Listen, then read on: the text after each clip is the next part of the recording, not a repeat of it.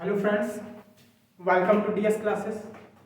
आज हम आपको कल हम जो वीडियो हमारा आया था, ठीक है, आप उसके आगे हम लेके आए, ठीक है। अब पहले तो आप हमको रिपीटेड बात कर लेते हैं उसी पे आपने क्या किया था, ठीक है। हमने अब आपको क्वेश्चन दिया था, जैसे कि हमारी स्क्रीन पे आपको दिख रहा होगा।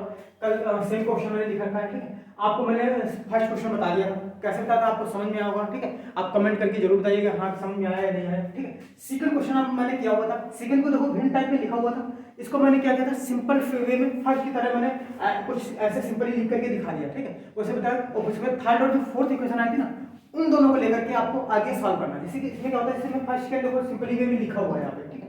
आप सिंपली वे या भिन्न रूप में लिखा, इसको मैंने क्या किया था, यहाँ पे चेंज कर दिया, इस रूप में ला करके छोड़ दिया था आपके लिए। और ये मैंने क्वेश्चन थर्ड और फोर्थ बनाए थे, तो आपको थर्ड और फोर्थ से लेकर के आपको सॉल्व करना था। मैंने होमवर्क दिया था, आपने अगर कर लिया है तो अच्छी बात है, अगर नहीं कर पाया है तो आप कमेंट में जरूर बताइएगा, हम उसको ताकि पूरा कंप्लीट सॉल्व करा दें, ठीक। ये हमारे क्योंकि 3-4 क्वेश्चन हम करा रहे हैं, ठीक है। इन्हीं क्वेश्चन में से इंपॉर्टेंट क्वेश्चन है, ठीक है, क्योंकि कोई ना कोई एक क्वेश्चन आ जाता है बोर्ड में और फिर वहां पर अगर नहीं कर पाओगे तो ज्यादा दिक्कत हो जाएगी, ठीक है। इसलिए एक क्वेश्चन आपका 100% आना है, चाहे आप प्रतिस्थापन विधि से करें या विलोपन विधि से करें। विलोपन विधि अभी हम आज जो आप अगले वीडियो में बताएंगे, ठीक है। तो विलोपन विधि से करें, विलोपन विधि से भी आ जाता है, ठीक है। तो आपको अभी उसके बाद हम अगला थर्ड वीडियो जो लिखाएंगे ना, उसमें बताएंगे कि जब क्वेश्चन आते हैं तो उसमें नहीं लिखा होता है कि विलोपन विधि से करें या प्रतिस्थापन विधि से करें, ठीक है। या कुछ क्वेश्चन थ्योरेटिकल में भी आ जाते हैं, तो उसके विषय में हम आगे वीडियो में बात करेंगे, ठीक है। आइए हम दिखाते हैं, जैसे कि अगर जो हमने होमवर्क दिया था सेकंड नंबर जहां से छोड़ा था, अगर वहां से नहीं सॉल्व कर पाए, इस थर्ड जो हमारा थर्ड है, थर्ड को हम आज सॉल्व करने दिखाते हैं आपको। और थर्ड आप सॉल्व कर लेंगे ना तो आपको बहुत आसान, वो बिल्कुल थर्ड और फोर्थ बिल्कुल सेम तरीके से चलेगा, ठीक है। तो आप कोशिश करिएगा, क्योंकि कोशिश करेंगे तभी जो है आप क्वेश्चन अच्छे से सॉल्व कर पाएंगे। कि मैथ बिना कोशिश की नहीं होती, ठीक है। मैथ जो सोचने से नहीं होती, आपको पेन और कॉपी लेके बैठना पड़ेगा, ठीक है। तो आप इसको देखिए और देख करके हम इसको सॉल्व करना बताते हैं, ठीक है।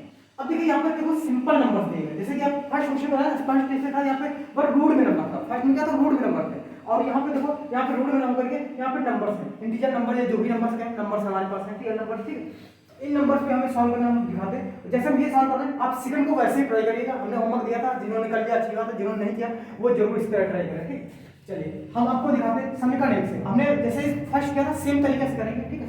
समीकरण 1 से, समीकरण 1 से, समीकरण 1 से क्या करेंगे, प्रतिस्थापन मेथड लगाना है। प्रतिस्थापन मेथड लगाना, समीकरण 1 से क्या करेंगे, x और y दोनों में से किसी एक का मान निकाल लेते हैं। तो हम क्या करते हैं, x का मान निकाल लेते हैं, ठीक है। तो हमारे पहले समीकरण लिख लेते हैं, समीकरण हमारी है क्या है, समीकरण 1 हमारी ये है, ठीक है। अब इससे क्या करते हैं, 3x को रोक लेते हैं और y देखो इधर माइनस का है, उधर यहाँ पे 3 ऑलरेडी मौजूद है, ये माइनस उधर जाके क्या हो जाएगा, प्लस का y हो जाएगा।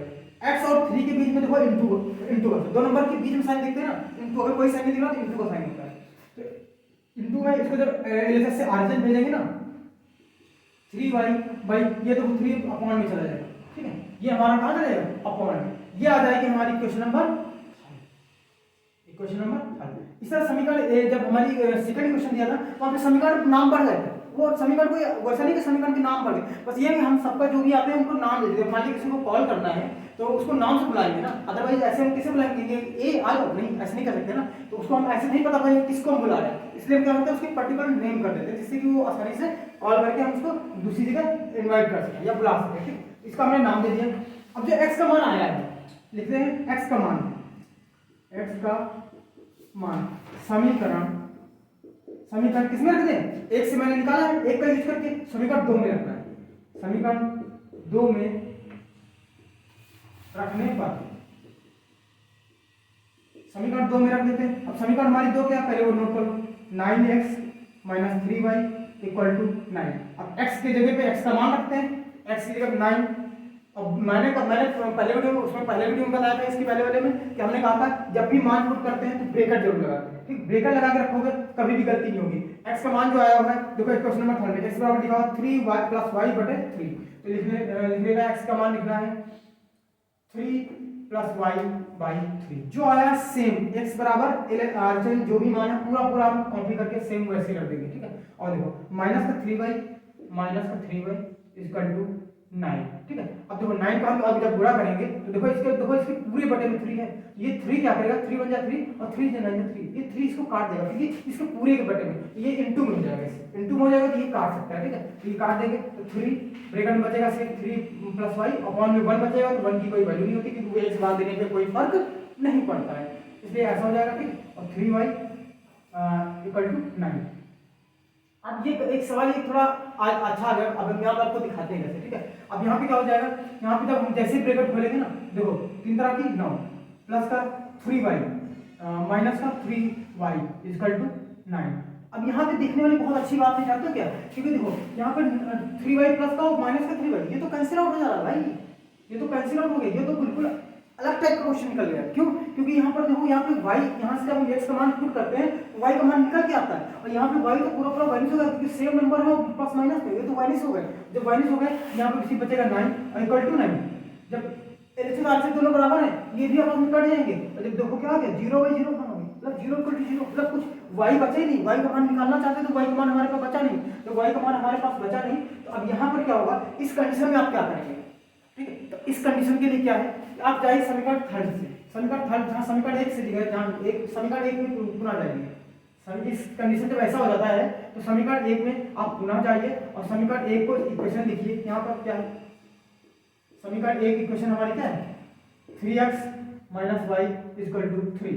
यहाँ से हमने x का मान देखो यहाँ पर निकाला, बट आपको क्या करना है, सिर्फ y का मान निकाल देना। तो y को अगर हम उस साइड भेज दें, y देखो माइनस का है, 3x को रोक लें यहाँ पे, y को हम उधर भेजेंगे, क्या हो जाएगा 3 प्लस y हो जाएगा, क्योंकि LHS से RHS भेजा है। ठीक है, और ये जो 3 है इसको इधर भेज दें LHS में, तो हो जाएगा 3x minus 3 equal to y। तो हमारा ये जो हमारा हम RHS को पहले लिख सकते हैं, y बराबर 3x माइनस 3, यही हमारा आंसर हो जाएगा। यही ना y इक्वल टू, जब समीकरण 1 से y का मान निकाल लेते हैं, जब हमारा 0/0 हो जाता है, x का मान नहीं निकाला, y का मान हम समीकरण 1 से ही निकालते हैं, समीकरण 1 से y का मान, और y का मान जो निकाला यही हमारा आंसर होगा। इस कंडीशन जब 0 इक्वल टू 0 हो जाता है, इसका रीजन है, रीजन क्यों हम आपको बताते हैं। जो हमारी क्वेश्चन नंबर 5 है, ये क्वेश्चन का LHS पार्ट देखो, 3x minus y equal to 3। ठीक है, अगर क्वेश्चन नंबर 1 को हम क्या करें, दोनों साइड बोथ साइड LHS और RHS में हम क्या करें, 3 से मल्टीप्लाई करते हैं। अगर इसको 3 से मल्टीप्लाई पूरी क्वेश्चन को करेंगे, इधर भी 3 से मल्टीप्लाई करेंगे ना, तो क्या होगा, आपको क्या होगा, हम आपको करके दिखाते हैं। ठीक है, क्वेश्चन नंबर ये एक्चुअली में आपका सॉल्यूशन यहाँ पे हो चुका है। ठीक है, हम आपको दिखा रहे हैं कि ऐसा ये 0/0 फॉर्म क्यों बन रही है, इक्वल टू यहाँ पे जो y है वाइस क्यों हो जा रहा है, इसका हम रीजन देना चाहते हैं। ठीक, समीकरण 1 को हम दिखाते हैं, ये जब भी नोट नहीं करना है, आंसर में आंसर से इसका कोई लेना देना नहीं। ठीक है, हम दिखाते हैं। समीकरण हमारी है 3x minus y equal to 3, ये समीकरण हमारी 1 दी हुई है, समीकरण 1 दी हुई है। ठीक है, समीकरण 1 हमारी है। अगर एक समीकरण 1 को हम 3 से दोनों साइड LHS और RHS में क्या करें, मल्टीप्लाई करें, किससे 3 से। अगर 3 से LHS को करेंगे 3x माइनस y, देखो 3 को इससे करेंगे पूरी क्वेश्चन करेंगे, और हम क्या करेंगे RHS को भी 3 से मल्टीप्लाई करेंगे, सेम नंबर से करेंगे। ठीक है, अब देखो इसका ब्रैकेट ओपन करो, ओपन होगा, ये प्लस है, ये भी प्लस प्लस का ही रहेगा, 3 तरह की 9x plus minus minus 3 into y 3y इसका टू कितना हुआ 3 into 9। क्या देखो जो इक्वेशन रिजल्ट आया, क्या वो सेकेंड इक्वेशन नहीं आ गई। कहने का मतलब ये समीकरण 1 जो है समीकरण 3 का ही कुछ एक रूप है। इस जो दोनों एक रूप है, कहने मतलब दोनों एक ही हैं। अगर आपको हम सही बात बताएं, समीकरण 1 और समीकरण 2 दोनों एक ही थी। ये देखो वहां पे आपको प्रूव करके दिखाया मैंने, समीकरण 1 और समीकरण 2 हमारी एक ही है, इसीलिए हमारी 0/0 फॉर्म बन जाती है। इसलिए समीकरण 1 से ही हम y का मान निकाल देते हैं। ठीक है, ये हमारा मेन आंसर है। आपको ये नोट करना है, ये नोट नहीं करना है, ये हमने आपको समझाने के लिए कराया है। ठीक है, आपको ये नोट करना है। इसी तरीके जैसे ये किया होगा, एक ये सिर्फ आपके पूरे चैप्टर में एक यही क्वेश्चन है इसमें 0/0 फॉर्म बनेगी, अदरवाइज किसी में नहीं बनेगी। ठीक है, आपको जो अदरवाइज जो मेथड हमारा चल रहा था वो मेथड हमारा सेम रहेगा, बट ये एक क्वेश्चन ऐसा नहीं था स्पेशल क्वेश्चन, इसीलिए मैंने इसको आपको स्पेशल तरीके से बताया। हमने कहा कि ये बताना बहुत जरूरी, अदरवाइज 0/0 फॉर्म हो जाएगी तो आप क्या करेंगे। ठीक है, इसलिए आपको इस ध्यान रखना है, ये कि हमारा एक ऐसा क्वेश्चन है इसमें 0/0 फॉर्म बन जाती है, आंसर इसका यही हो जाता है। ठीक है, हम समीकरण 1 से डायरेक्टली आंसर निकाल देंगे, लेकिन हमें पता कैसे चलता है 0/0, तो हम इसलिए स्टेप बाय स्टेप सॉल्व करते जाते हैं। जब 0/0 हो जाता है समीकरण 1 से हम यही निकाल देते हैं, ये हमारा आंसर हो जाता है। ठीक है, तो इस तरीके से आपको समीकरण जो क्वेश्चन नंबर 4 है, ठीक है, क्वेश्चन नंबर जो 4 है आप उसको सॉल्व करिएगा। वो समीकरण वो पहले की तरह 1 और 2 की तरह ही सॉल्व होगा, सिंपली एक की तरीके से कर सकते हैं। ठीक है, जैसे सिंपली उसमें x का मान निकाला था, x का मान निकालिएगा, सेम ऐसे आप समीकरण 1 से x का मान निकालिएगा, x का मान जो निकालेंगे समीकरण 2 x का मान समीकरण 2 में पुट करेंगे, पुट करने के बाद यहाँ पर y माइनस नहीं होगा, y का मान कुछ निकल आएगा, y का मान समीकरण थर्ड में रखिएगा, समीकरण थर्ड से निकालने पर x का भी मान निकल आएगा। ठीक, अब बहुत सिंपल क्वेश्चन है, बहुत सारे क्वेश्चन है, बट एग्जाम में आता है, सरल क्वेश्चन है, ऐसा नहीं कि एग्जाम में नहीं आता है, एग्जाम में जरूर आता है। तो आपको प्रैक्टिस करनी है, ठीक है, और आप उसको जरूर प्रैक्टिस करिए, ठीक है। चलिए मिलते हैं हम आपको नेक्स्ट वीडियो में, ठीक है, वीडियो 1 के साथ। धन्यवाद।